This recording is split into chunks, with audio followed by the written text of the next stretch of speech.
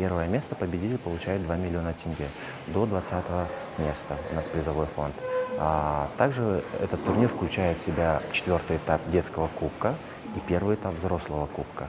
То есть по результатам всех кубков, которые будут проходить в течение года, пройдет финал в декабре в Астане, в городе Астана.